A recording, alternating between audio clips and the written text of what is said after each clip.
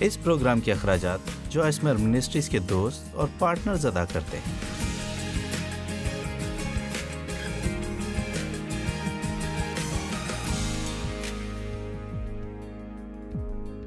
پیار کے حوالے سے اہم بات وہ یہ ہے کہ آپ کو خود سے پیار کرنا سیکھنا ہوگا۔ بہت سے لوگوں کو تو اپنا آپ تک اچھا نہیں لگتا، پیار تو دور کی بات ہے۔ یہ سچائی ہے۔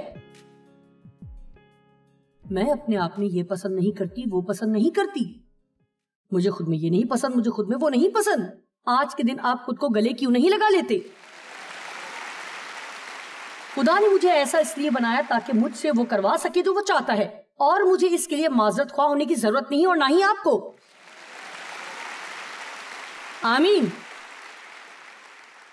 اب اس سے میری مراد یہ نہیں کہ ہمیں روح کے پھلوں میں بڑھنے کی ضرورت نہیں۔ میں روح کے پھلوں میں سے ہمیشہ محبت پر غور کرتی ہوں، اور اگر مجھے لگے کہ میں نے کسی سے اچھا برتاؤ نہیں کیا تو اس سے میں دکھی ہو جاتی ہوں، لیکن میں بس یہ کہہ رہی ہوں کہ ہمیں وہ بننے کی کوشش ترک کرنی ہے جو کچھ ہم نہیں ہیں۔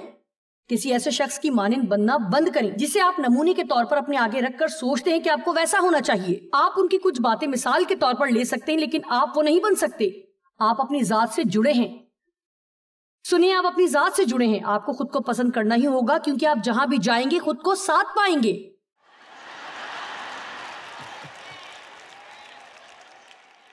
آپ جانتے ہیں سوچنے میں بڑا خوفناک لگتا ہے کہ ہم ساری زندگی ایک لمحے کے لیے بھی خود سے پیچھا ہرگز بھی نہیں چھڑا سکتے۔ مطلب یہ خاصی ڈرانے والی بات ہے۔ سو بالآخر میں نے طے کیا، مطلب میں 1 گھنٹہ بھی اس شخص کے ساتھ گزارا نہیں کر سکتی جو مجھے پسند نہ ہو۔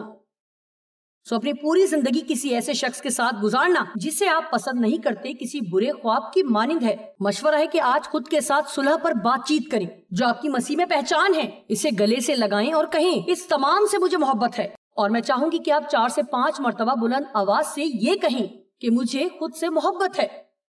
آپ کو کسی سے کہنے کی ضرورت نہیں، یہ آپ کے اور خدا کے درمیان ہے۔ آپ کام پر جا کر یہ بات کریں تو شاید اتنا اچھا نہ لگے کہ مجھے خود سے محبت ہے، مجھے خود سے محبت ہے۔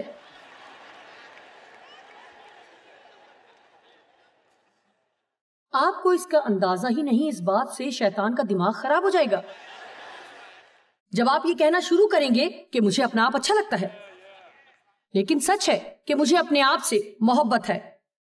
میں خود کو مسیح میں اہم سمجھتی ہوں۔ میں ابھی وہاں نہیں جہاں ہونا چاہیے، اور وہاں بھی نہیں جہاں تھی۔ اوہو، میں ترقی کر رہی ہوں۔ آمین۔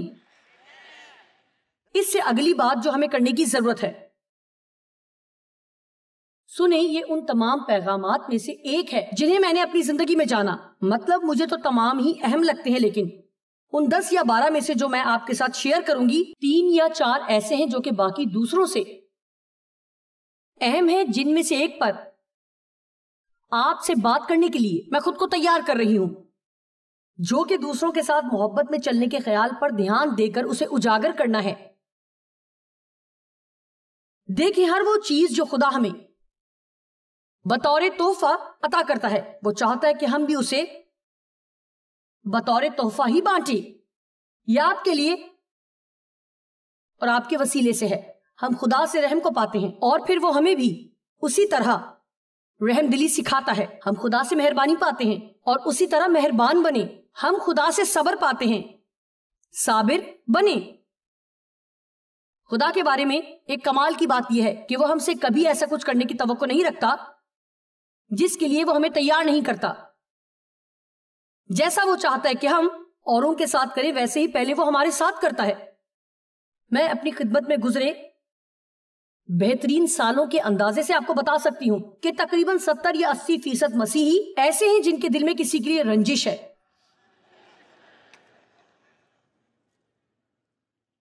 اب مجھے اس طرح مت دیکھیں، آپ کو نہیں پتا انہوں نے میرے ساتھ کیا کیا ہے۔ خدا کی تعریف ہو۔ آئیں ذرا ایک لمحے کے لیے ماضی میں چل کر دیکھتے ہیں کہ آپ نے خدا کے ساتھ کیا کیا۔ میں انہیں ایک ہی بات کے لیے بار بار معاف نہیں کر سکتی۔ اس وقت پترس نے پاس آ کر، اے خداوند، اگر میرا بھائی گناہ کرتا رہے تو میں کتنی دفعہ اسے معاف کروں کیا 7 بار تک؟ شاید اسے لگتا ہو کہ میں اس بات میں جیت جاؤں گا. ہو سکتا ہے وہ پہلے 6.5 بار معاف کر چکا ہو. اس نے سوچا ہو کہ آدھی مرتبہ ہی اور معاف کرنا رہ گیا ہے. اور تب یسوع نے کہا نہیں 7 کے 70 بار، جس کا سادہ سا مطلب یہ ہے کہ جتنی بار بھی کرنا پڑے. دوسروں کو معاف کر کے آپ خود کو آزاد کرتے ہیں اور انہیں خدا کے ہاتھ میں دے دیتے ہیں. میں آپ سے ایک سوال کرنا چاہتی ہوں، آپ کیوں کسی کے لیے رنجیدہ ہو کر اپنی زندگی ضائع کریں گے جو اپنی زندگی گزارنے میں مست ہے، جسے آپ کی کوئی پرواہ نہیں؟ اس میں کیا حکمت ہے؟ اس کا محبت میں بڑھنے سے کوئی تعلق نہیں. محبت سب گناہوں پر پردہ ڈال دیتی ہے. محبت معاف کرتی ہے اور فرما برداری میں فوراً معاف کرتی ہے. لوگوں سے محبت کرنا انہیں معاف کرنے سے تعلق رکھتا ہے. اس کا تعلق ان کے ساتھ رحم دلی سے پیش آنے سے ہے، ان کے ساتھ متحمل ہونے سے ہے. سنیں، میں بھی اپنی زندگی میں لوگوں سے تنگ آ چکی تھی. مجھے یقین ہے جیب بھی بہت بار مجھ سے تنگ آئے ہوں گے،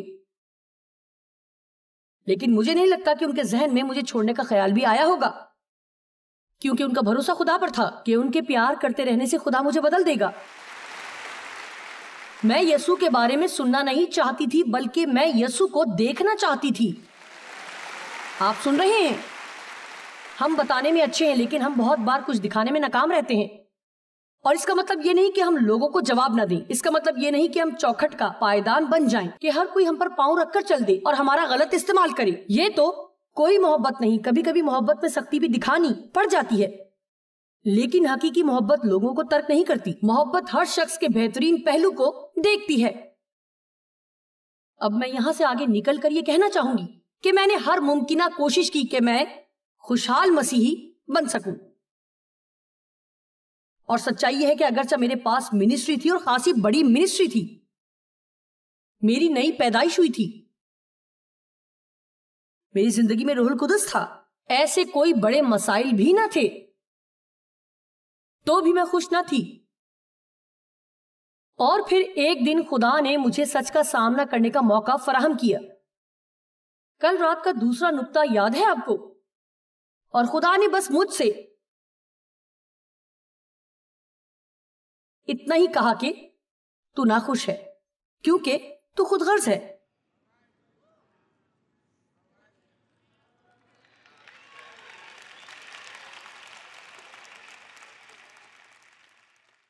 اور میں سمجھ گئی، کیونکہ ہم کچھ اس طرح سوچتے ہیں کہ میں ان کی وجہ سے ناخوش ہوں. فساد کی جڑ تم ہو،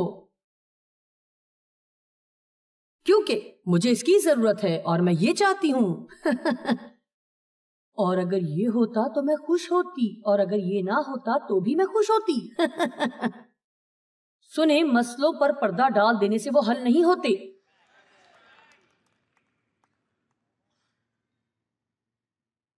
اس کی جڑ تک پہنچنا ہوتا ہے. ممکن نہیں کہ ہم ناخوش ہوتے ہوئے خوش ہوں. کتنی بار آپ کو غصہ آتا ہے جب آپ کی مرضی پوری نہ ہو؟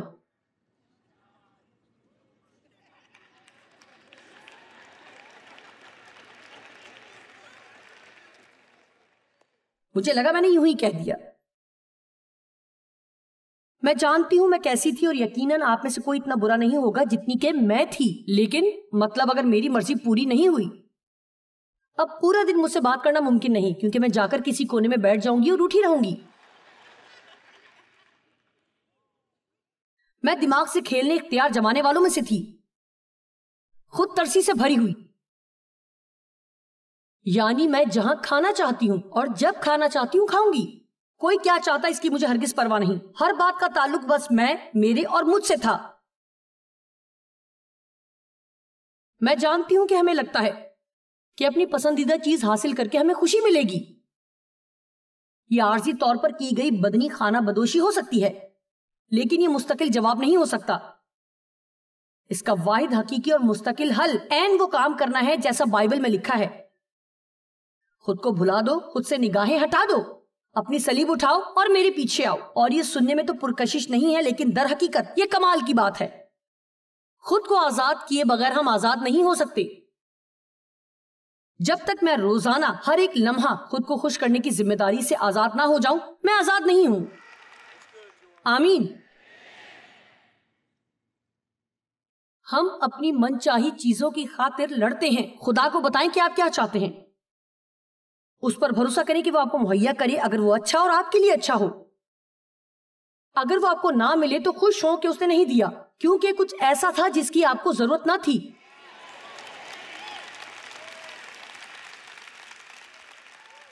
خدا ہم سب کے لیے ایک ذاتی منصوبہ رکھتا ہے. آپ کسی اور کو دیکھ کر نہیں کہہ سکتے کہ خدا ایسا میرے لیے کیوں نہیں کر رہا ہے, کیونکہ خدا آپ کے لیے کچھ ایسا کرنے والا ہے جسے لوگ دیکھ کر کہیں گے کہ خدا نے میرے لیے ایسا کیوں نہیں کیا. دوسروں سے پیار کرنا سیکھیں. یہ دیکھنا میرے لیے تکلیف دہ ہے اور اس کی وجہ صرف یہ ہے کہ خدا نے مجھے اس پر حقیقی مکاشفہ عطا کیا ہے. میرا ایمان ہے اس لیے نہیں کہ میں اس میں کامل ہوں, کیونکہ کسی بھی زاویے سے ایسا نہیں ہے, لیکن میں لوگوں سے پیار کرنے کی اہمیت کو واقعتاً سمجھتی ہوں. یہ روحانی جنگ ہے. یہ سب سے اعلیٰ روحانی جنگ ہے جسے آپ لڑ سکتے ہیں. اگر آپ محبت میں چلتے ہیں تو میرا خیال ہے یہ ابلیس کو معذور کر دے گا. اور محبت میں آپ لوگوں کی پرواہ کرتے ہیں. آپ انہیں دکھ دینا نہیں چاہتے. آپ لوگوں سے اپنے برتاؤ کو اور انداز بیاں کو لے کر محتاط رہتے ہیں. آپ ان لوگوں کی پرواہ کرتے ہیں جو آپ جتنے خوش قسمت نہیں. آپ کسی کی ضرورت کو سن کر اس طرح نہیں کہہ سکتے کہ کیا یہ شرم کی بات نہیں, بلکہ اس ضرورت کو پورا کرنے کے لیے ہر کوشش کریں گے. اور اگر آپ سے نہ ہو سکا تو آپ اتنے سماجی بھی ہو سکتے ہیں کہ آپ دوسروں کو ملنے کا کہیں اور دیکھیں کہ وہ ان کی ضرورت کو پورا کرنے میں دلچسپی رکھتے ہیں یا نہیں. آمین.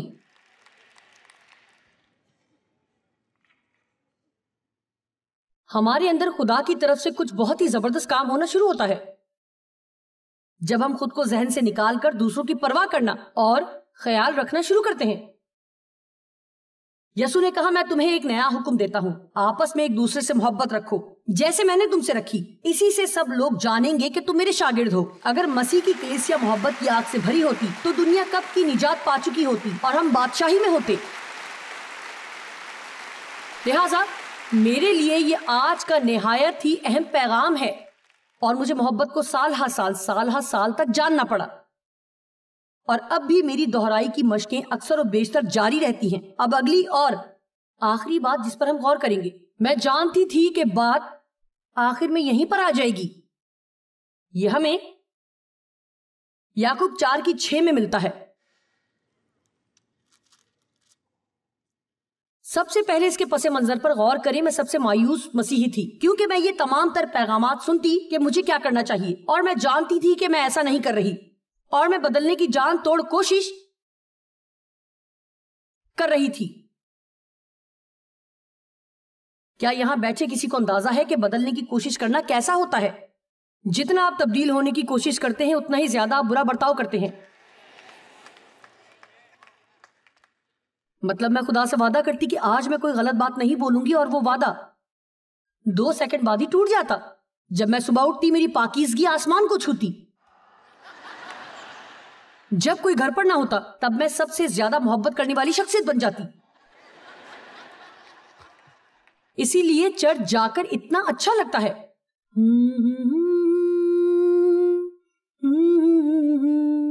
ہاللیلویا.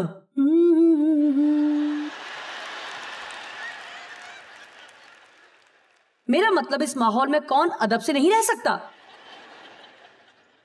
لیکن ہم اس ماحول میں نہیں بلکہ باہر کی دنیا میں رہتے ہیں جہاں ضدی, گھمنڈی اور خراب لوگ بستے ہیں جنہیں ضرورت ہے یسوع کو دیکھنے کی جو کہ ہم پر لگا ہوا. وہ بمپر اسٹیکر ہرگز دیکھنا نہیں چاہتے. انہیں ہمارے اندر خدا کا پیار دیکھنے کی ضرورت ہے, اور میں بدلنے کی جان توڑ کوشش کر رہی تھی. آمین. لیکن بدل نہیں پا رہی تھی, اور سچ کہوں تو میں تھک چکی تھی. مطلب میں ان مسیحیوں میں سے تھی جو چلتے پھرتے ہر وقت یہی بات کرتے ہیں کہ خدا میں اس سب سے بہت تنگ آ چکی ہوں. او خدا میں یہ برداشت نہیں کر سکتی, میں تھک چکی ہوں. آخر مسئلہ کیا ہے؟ میں تو اپنی پوری کوشش کر رہی ہوں. آپ مانتے ہیں, مزے کی بات یہ ہے کہ چاہے آپ مانیں یا نہ مانیں, خدا نے ہمیں کوشش کرنے کا کام نہیں دیا. اس نے ہمیں ایمان رکھنے کا کام دیا ہے. اس نے ہمیں اپنے آپ کو بدلنے کا کام نہیں دیا. وہ چاہتا ہے کہ ہم اس کے پاس جائیں اور درخواست کریں کہ ہمیں بدلے اور جب ہم پہلے خدا کو ڈھونڈتے ہیں تو جیسا میں نے کل رات کہا تو پھر خدا آپ کو کسی منصوبے پر کام پہ لگا سکتا ہے. ہو سکتا ہے وہ آپ کے سامنے کچھ رکھے جسے آپ کو جاننے کی ضرورت ہے, یا کسی سے بات کرنے کی ضرورت ہو, یا کچھ ایسا جسے آپ کو کرنے کی ضرورت ہو, لیکن یہ خدا کا منصوبہ ہونا چاہیے نہ کہ ہمارا. اور ہمارے ساتھ ہر جگہ خدا ہونا چاہیے. اور جب ہم جانتے ہیں کہ تمام سفر میں خدا ہی خدا ہے تو سارا جلال خدا ہی کو ملتا ہے. اور بائبل کہتی ہے کہ وہ اپنے جلال میں شراکت نہیں چاہتا, اور یہ بات مجھ پر اور آپ پر بھی لاگو ہوتی ہے. وہ ہماری فتوحات کے لیے ہمیں جلال نہیں لینے دے گا. اور مجھے سب سے زبردست چیز ملی, اور یہ تقریباً 30 سال سے میری تعلیم کا مرکزی حصہ ہے, کہ خدا ہی کا فضل ہے جو ہمیں بچاتا ہے. وہی فضل ہے جو ہمیں بدلتا بھی ہے, اور یہ وہی فضل ہے جو ہمارے حالات کو بھی بدلتا ہے, اور وہی فضل ہے جو ہمارے بچوں کو بدلتا ہے, اور شوہروں کو اور بیویوں کو بدلتا ہے اگر آپ کی بیوی ہے تو. یہ خدا کا وہی فضل ہے جس سے ہم بچائے گئے, جو کہ ایمان کے وسیلے ہمیں مفت ملا. وہی فضل ہے جس کے تحت ہمیں جینا سیکھنا ہے. اور جب آپ ہر روز خدا کے فضل سے جینا سیکھ جاتے ہیں تو اب آپ اطمینان پا سکتے ہیں. او شاندار شاندار شاندار اطمینان. فضل کا مطلب صرف عظیم مہربانی نہیں ہے. بے شک یہ بات وہی ہے, لیکن یہ طاقت یا قوت بھی ہے. فضل پاک روح کی طاقت ہے جو کہ ہماری زندگی میں آ کر ہمیں بآسانی وہ کچھ کرنے کے لائق بناتی ہے جو ہم کبھی بھی خود سے محنت یا مشقت کے ذریعے نہیں کر سکتے. میں اور آپ خود کو نہیں بدل سکتے. اور جب کوئی آپ کو کھڑا ہو کر یہ کلام سناتا ہے کہ آپ کو اپنے منہ کی حفاظت کرنے کی ضرورت ہے تو یہ ٹھیک ہے. آپ کو اپنے ذہن کو صاف کرنے کی ضرورت ہے تو یہ ٹھیک ہے, لیکن آپ کو یہ کہنے کا کچھ فائدہ نہیں ہونے والا, ہاں خدا کی تعریفوں میں گھر جا کر اپنا منہ بند کر لوں گی اور اچھی باتیں سوچوں گی, کیونکہ ایسا نہیں ہوگا. تو پھر یہ پیغامات سننے کا مقصد ہی کیا ہے؟ جب مجھ سے ہو نہیں سکتا تو میں آپ کی یہ ساری باتیں کیوں کر سنوں؟ ایسا نہیں ہے کہ یہ ہو نہیں سکتا, لیکن آپ کو انہیں صحیح طور پر کرنا پڑے گا. آپ اس وقت کیا کرتے ہیں جب آپ کسی پیغام کو سن کر قائل ہو جاتے ہیں کہ ہمیں بدلاؤ کی ضرورت ہے؟ اور میں آپ سے شرط یہ کہہ سکتی ہوں, کل رات سے لے کر اب تک جب سے آپ یہاں آئے ہوئے ہیں کوئی نہ کوئی تو 25 بار قائل ہوا ہی ہوگا. لیکن یہ آپ کو نیچا دکھانے کے لیے نہیں ہے, بلکہ آپ کو صرف خدا کے ساتھ ایک عہد میں جوڑنے کے لیے ہے کہ ہاں خدا, میری زندگی میں یہ مسئلہ ہے, میں تبدیل ہونا چاہتی ہوں. ہاں خدا میں بدلنا چاہتی ہوں. ہاں خدا میں بدلنا چاہتی ہوں, تو صحیح ہے اور میں غلط. خدا ہم سے چاہتا ہے کہ ہم اس کے ساتھ عہد کر لیں کہ ہاں خدا تو صحیح ہے اور میرے پاس کوئی بہانہ نہیں ہے, اور میں یہ ذمہ داری اٹھاتی ہوں. میں اس کی ذمہ دار کسی اور کو نہیں ٹھہراؤں گی. اور خدا میں بدلنا چاہتی ہوں, سو میں تجھ سے درخواست کرتی ہوں کہ مجھے بدل, کیونکہ میں یہ خود سے نہیں کر سکتی. واو, واقعی. اب میں یہ نہیں کہہ رہی کہ خدا آپ کو کچھ ایسا نہیں بتائے گا جو آپ کو کرنے کی ضرورت ہے. جیسا کہ لکھا ہے, اگر خداوند ہی گھر نہ بنائے تو بنانے والوں کی محنت ابس ہے. ہماری تمام تر محنت, اگر ہم خدا میں رہ کر محنت نہیں کرتے بلکہ اس سے الگ ہی محنت کرتے ہیں, تو وہ بے پھل رہے گی. لیکن جب آپ خدا کو کہتے ہیں میں واقعی بدلنا چاہتی ہوں, سنیں, میرا منہ میری سب سے زبردست نعمت ہے, لیکن یہی میرا سب سے بڑا مسئلہ بھی ہے. میں لمبا سفر طے کر چکی ہوں, لیکن شاید ابھی سفر باقی ہے, اور اس کے لیے میں نے خدا سے اپنے لیے دعا کی ہے کہ میرے منہ پر نگہبان بٹھا تاکہ تیرے خلاف گناہ نہ کروں. اکثر میں خدا سے کہتی ہوں کہ میرے منہ پر نگہبان بٹھا تاکہ تیرے خلاف گناہ نہ کروں, اور یہ میرے لیے بھی اتنا ہی برا ہے جتنا کسی اور کے لیے, کیونکہ یہ ایک ایسا پہلو ہے جس پر خدا روشنی ڈالتا ہے. اور میں سمجھتی ہوں کہ کیوں اگر میں یہاں کھڑے ہو کر بولنے والی باتوں پر مسا کی توقع کرتی ہوں تو اس کا انحصار میری زندگی کی باقی باتوں پر ہے جنہیں میں بولتی ہوں. ہم جتنا زیادہ بولتے ہیں اتنا ہی کم ہم خدا کی آواز کو سن پاتے ہیں. پھر سے کہتی ہوں, ہم جتنا زیادہ بولتے ہیں. شاید کچھ آج یہاں ایسے ہیں جو سنیں گے, ہم جتنا زیادہ بولتے ہیں میں یہ بھی نہیں کہہ رہی کہ آپ بولے ہی نہ، لیکن کیوں نہ ہم اپنے الفاظ کو ان باتوں کے لیے بچا کے رکھیں جو واقعی اہم ہیں۔ بائبل بتاتی ہے کہ ہمیں ہر ایک نکمی، ناکارہ اور بیکار بات کا حساب دینا ہوگا جو ہم بولتے ہیں لہٰذا ایسا بھی نہیں ہے کہ یہ کوئی بری گفتگو ہے، بلکہ یہ ایک بیکار گفتگو ہے۔ اور آج صبح تقریباً 5 مرتبہ پہلے ہی ایسا ہو چکا ہے کہ جب میں نے کوئی میٹھی سی بات شروع کی یا کسی سے مخاطب ہوئی، یہ وہی ہوتا ہے جس کے ساتھ آپ رہتے ہیں کہ بس ایک اور لفظ، بس آخری بات یا کچھ اور۔ میں آج صبح اپنی اسسٹنٹ سے بات کر رہی تھی کہ میری زندگی میں ایسا وقت بھی تھا جب میں بہت دباؤ کا شکار تھی، اور یہ کہ دباؤ آپ کو کس طرح سے متاثر کرتا ہے، اور پھر میں سوچتے ہوئے چہل قدمی کرنے لگی جس کی وجہ سے میں نے بہت دباؤ جھیلا، اور میں اسے اس شخص کے متعلق بتانے ہی کو تھی کہ میں نے واضح طور پر محسوس کیا کہ پاک روح نے کہا کہ تجھے یہ سب کہنے کی ضرورت نہیں ہے۔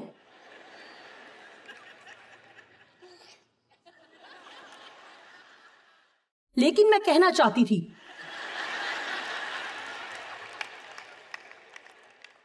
ہمیں بولنے کے لیے ایسی کون سی خاص باتیں بے چین کرتی ہیں؟ لیکن میں نے آج صبح کا امتحان پاس کر لیا، خدا کی حمد ہو۔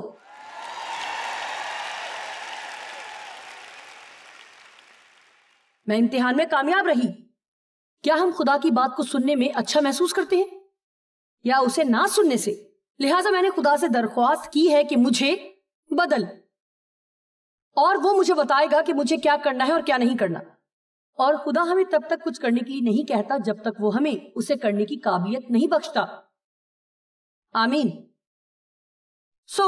خدا ہمیں بدلتا ہے، پہلے ہمیں اسے کچھ کرنے کا موقع دینا چاہیے، اور پھر ہمیں یہ کہنے کے لیے رضامند ہونا چاہیے کہ خدا مجھے اپنی آواز کو سننے کی تعلیم دے تاکہ میں تیرے پاک روح کی رہنمائی کو پہچان سکوں، اور تو مجھے اس آزمائش کے دکھوں کی گہرائی سے نکال کر گواہی کی طرف لے چلے۔ میں ایک ہی آزمائش کو لے کر ساری زندگی ماتم نہیں کرنا چاہتی، میں اس کے اختتام پر گواہی کو چاہتی ہوں۔ آمین۔ حاصل کلام یہ ہے کہ آپ خدا کو پیار کرنے کی اجازت دیں، خود سے پیار کریں، اوروں سے پیار کریں۔ آج آپ کسی پر مہربان ہونے کے لیے تیار ہوں۔ دنیا دکھی لوگوں سے بھری پڑی ہے، کسی کو مسکرا کر ملیں۔ جب آپ باہر کھانے کو جائیں تو اچھی ٹپ دینے کی کوشش کریں۔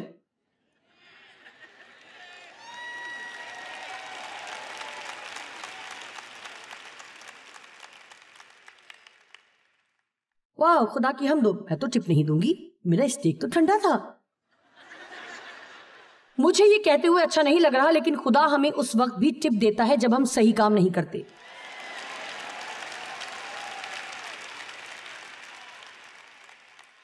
کسی کی تعریف کرنے کی کوشش کریں۔ لوگ ٹوٹ کر بکھرے ہوئے ہیں، ہمیں انہیں جوڑ کر اٹھانا ہے۔ جب آپ کسی خپتی شخص سے ٹکرا جاتے ہیں تو اس کے ساتھ خپتی مت بنے، سمجھیں کہ وہ کہیں نہ کہیں دکھی ہے، اور پوچھیں کیا آپ کسی پریشانی کا شکار ہیں؟ میں آپ کے لیے جا کے دعا کروں گی۔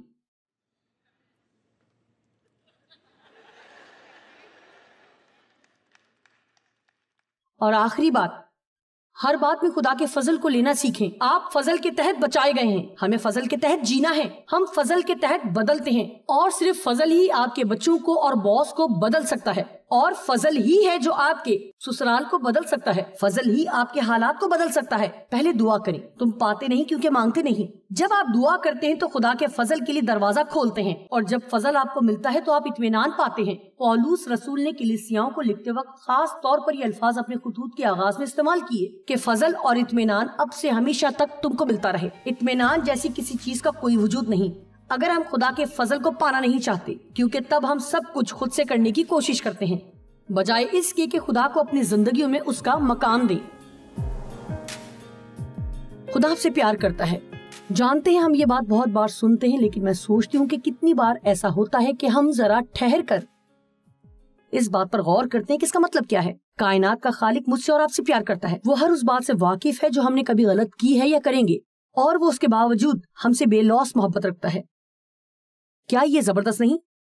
اور پتہ ہے کیا, چونکہ خدا آپ سے محبت کرتا ہے تو وہ چاہتا ہے کہ آپ ایسی زندگی جئیں جس سے آپ کو محبت ہے.